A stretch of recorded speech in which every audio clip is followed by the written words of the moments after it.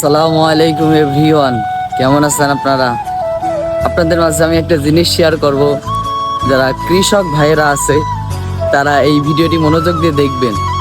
আপনাদের জন্য একটা জিনিস নিয়ে আইছি, এটা দেখবেন। আশা করি যে আপনাদের উপকার হবে এটা দেখে। এই ভিডিওটা দেখে যাবেন আপনারা সবাই। আপনাদেরকে দেখার জন্য আমন্ত্রণ রইল এই ভিডিওটি।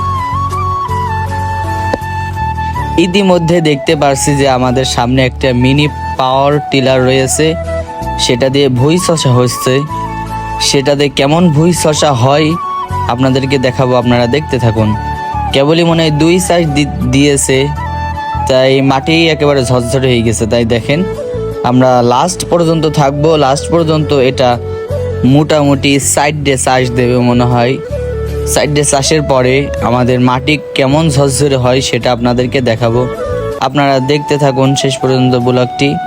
আর মিনি পাওয়ার টিলারের অনেক গুণ আছে এটার, যেমন যেখানে বড় গাড়ি যায় না সেখানে এই মিনি পাওয়ার টিলার যে বড় গাড়ির কাজ করে দিয়ে আসে, মানে যেমন ট্র্যাক্টরের কাজ বড় পাওয়ার টিলার যায় না, ওইখানকার কাজ এই মিনি পাওয়ার টিলার যে করে দিয়ে আসে।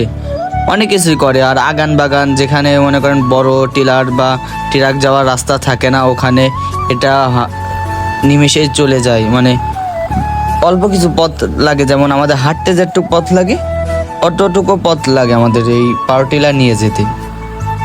আর ইতিমধ্যে আরেকজন এসে বলল যে তার ভুঁইটাও যেন একবার চাষ দিয়ে আসে। যে সে কাকা বলল যে আজকে তো হবে না ভাই, কালকে যাব।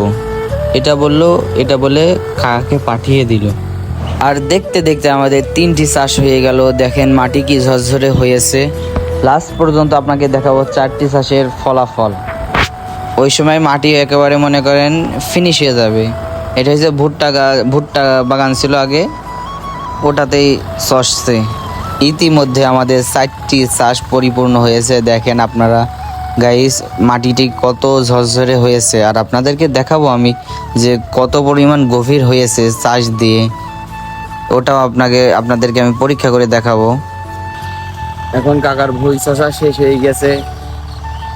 এই গাড়ি সম্পর্কে বিস্তারিত কাকার কাছ থেকে শুনবেন আপনারা। ততক্ষণ আমার সাথেই থাকুন আর ভিডিওটি পরিপূর্ণভাবে দেখতে থাকুন। যে কাকা এখন গাড়ির ফাল খুলতেছে। খোলা হইলেই আমাদের কাছে তিনি বলবেন যে গাড়ির উপকারিতা কি। আর দেখেন এই ভুট্টা চাষ দিছে, তাতেই এই অবস্থা। দেখেন মাটি দেখেন একবারে ঝরঝরে হয়ে গেছে। আপনারা তো দেখতেই পাচ্ছেন স্ক্রিনে যে